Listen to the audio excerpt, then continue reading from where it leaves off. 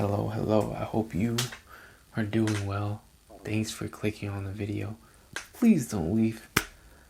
Sit back, relax, enjoy your meal, your dinner, your breakfast, your lunch, your shit. I don't know what you're doing right now, but I know you're doing something, and I'm the side piece.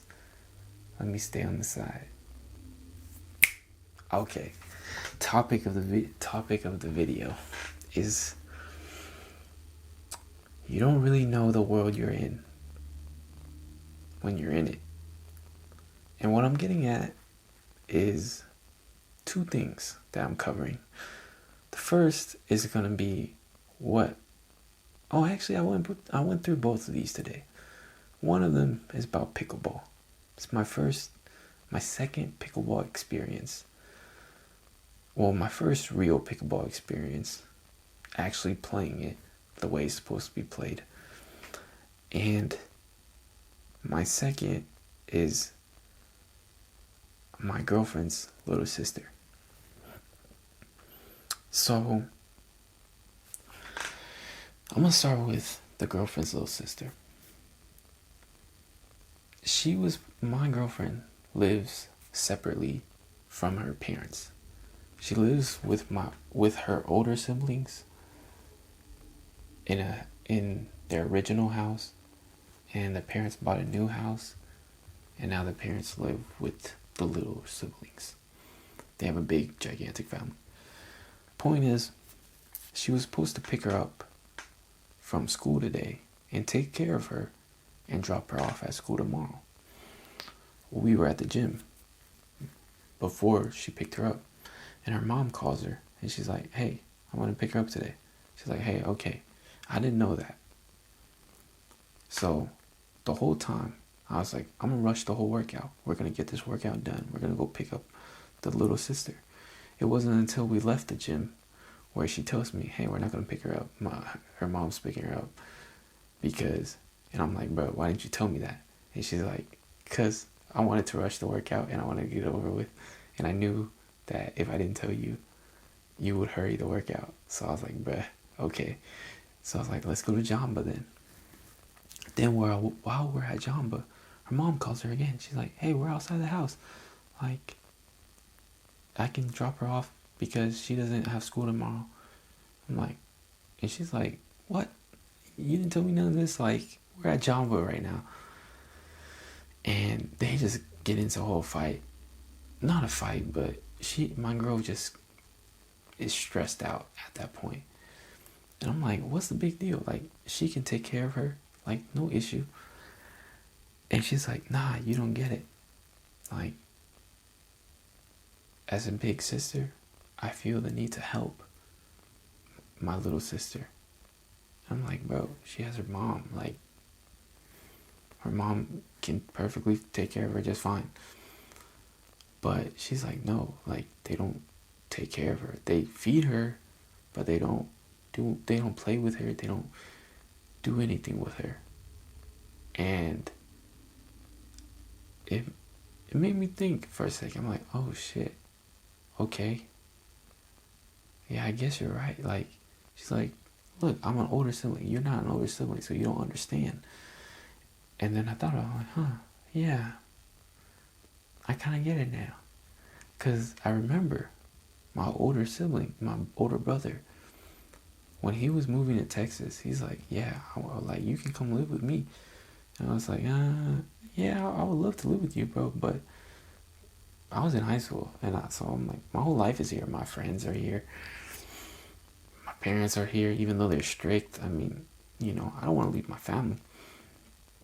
But looking back, it's like, oh shit, it might have been just because he wanted to provide a better life for me. Like, I don't think he felt like, we live in a broken family, and I don't think he felt like my parents did a great job, the best job that they could at taking care of us. Like, they provided for us, but it came at what cost? And I think that's what my girlfriend is referring to. It's like, yeah, they're providing for the little sister, but they don't take care of her. And she talked about her biological dad, and she's like, look, he might not be with me anymore, but when he was around, he made sure I felt loved. He took me to the park. He took me to go get food. Like, he told me he loved me all the time, all this and that. And I was just like, I get it. Okay, I get it. Like, because just yesterday, I picked up my girl from the airport, and she landed really late.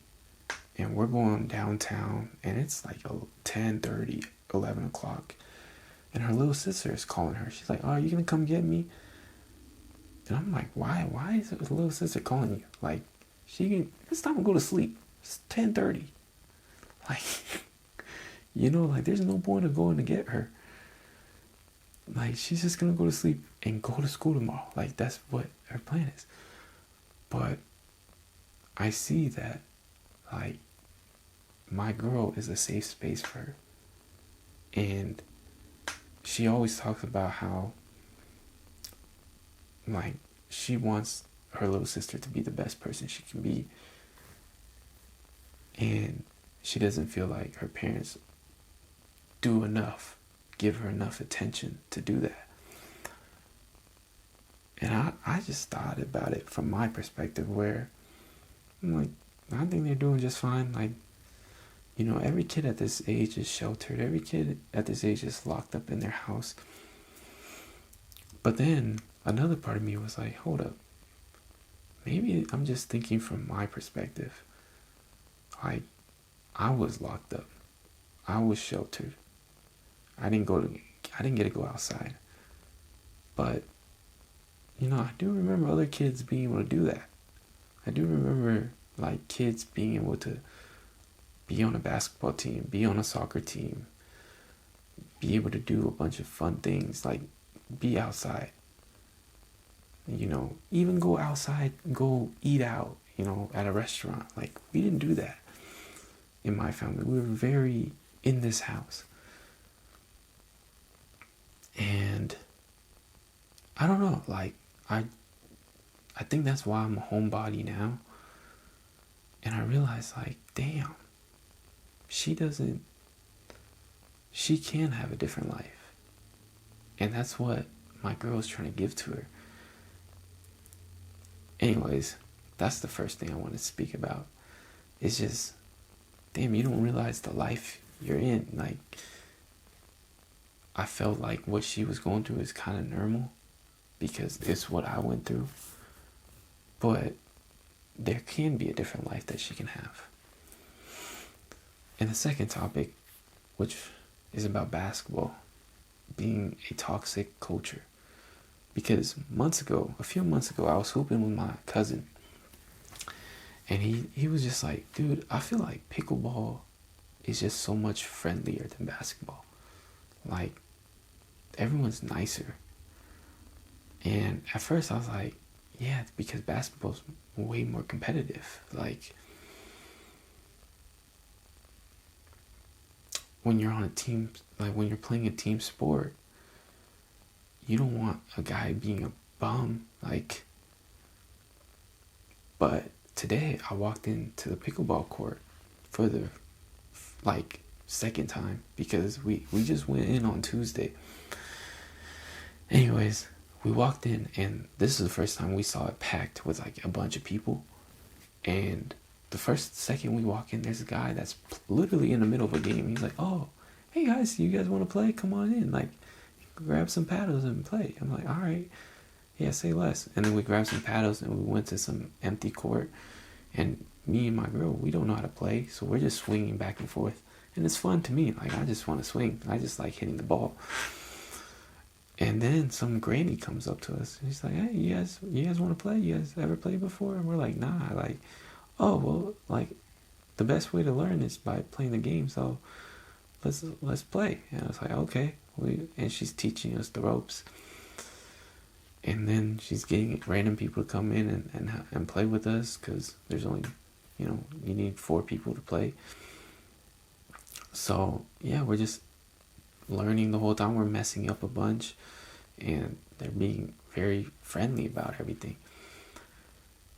And it made me think, oh shit, like my cousin's right. Like this is a lot nicer, a lot nicer. And I think about basketball. I'm like, damn, like basketball should be a really friendly sport, but it's not. It's, I mean, you see it on TV. There's fights. You see a lot of drama. You see a lot of ego involved. And I just think that basketball, let me know if I'm tripping, but it's just, pickleball players, they know that this is not an elite sport. Like, they're just enjoying it for the fun of it. And I feel like basketball, all the players that play, or most players that played, had hoop dreams at one point in time. And like for me, I was very competitive at basketball. Like I took this game very seriously, and I really wanted to be really good at it. And I never was. I never got to any level. Like I got cut from JV, It's like I was never good. But it was just at a point where, I mean, I can hoop in a regular 24 session. I can hoop against randoms just fine. But you see it all the time. And if you go to 24 Hour Fitness, LA, any commercial gym, there are hoopers that play really hard and really like negative energy. It doesn't feel good. It doesn't feel fun to hoop. It feels very like competitively, but harsh competitive. It's not even like friendly, like let's get some shots up and hoop and have a good time. It's more like, oh, I'm the more fucking best. I'm like Kobe Bryant type-esque. And I think that's the wrong stigma when it comes to basketball. It's just, dude, we in a commercial gym. Like, we're not hooping at a varsity level. We're not hooping at a college level. We're not going to the pros. We are washed players that did not make it to any of these levels. Like, let's just have a good time. Like let's roll the ball out and play and try to be as a team sport as we can be.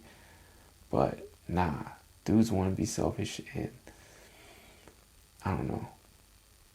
It's an interesting perspective, because like I said, when going back to the whole sister and my girl point, it's like this is the life I've been in the whole time. Like my whole life is basketball, so I don't see life outside of that. I only understand basketball culture, and today to see a different shift, it's like damn. And now as I get older and I step away from the basketball culture a little bit, I'm like, damn, like shoes. Like I was such a big sneakerhead, and now I just think about it, I'm like, that shit is so lame. I also think about back then when I would look up to YouTubers or sneakerheads, and they'd be like, yeah, I got all these shoes because I wanted to feel like that void of not getting these shoes growing up. I wanted to fulfill that void, and at that time I thought it was so cool. I was like, yeah, do that, fill that void, brother. Like, but now I get older, I'm like, damn. When I end up making it, when I end up becoming successful and making a lot of money and all that, I hope that I don't feel the need to fill that void of not having what I wanted growing up. Because I don't want, if I have the chance to inspire the next generation, I wouldn't want them feeling like, hey, when you make money, you use it on these things. You use it on things that you don't really need. Like, 200 pairs of shoes. Or I look at certain people who become famous and they buy Lamborghinis and these fancy cars. I'm like, damn. Like, I'm jealous. I'm envious. I'm like, damn. I want that shit. But, man, if I ever get the money to spend it on that, why not, like, use that influence and that power? Because money's power, right? Why not use it on giving back to people? Why not use it on helping people? Like, why? I already have the status of I got this. Why do I need a car to prove that? Right? Like, if I got this, if I got it like that, why do I need a car to prove that? Like, to me, that just makes these kids that look up to you, oh, you're so cool, you got this fancy car, like, I want that when I grow up. Like, why not be a good person? And I'm not saying these are bad people, you know, because they probably were inspired by whoever to want these things. But damn, what if your favorite people were people that gave back to the world and helped people out and showed you the way that the power of money and what it can do if you share it. And it's like, damn, if I ever get the chance to do that, like, dude, like, I can have that influence of, oh, I got all this money, this is what we can do, this is the community we can build, this is how many people we can help. I don't know, I'm just going on a rant right now, but now I find it stupid. Like, why spend it on unnecessary things like $200-$300 pairs of shoes on 200 pairs of them? Insane. That was like a sneaker room. Crazy work. Anyways, I'm done ranting. Have a good night.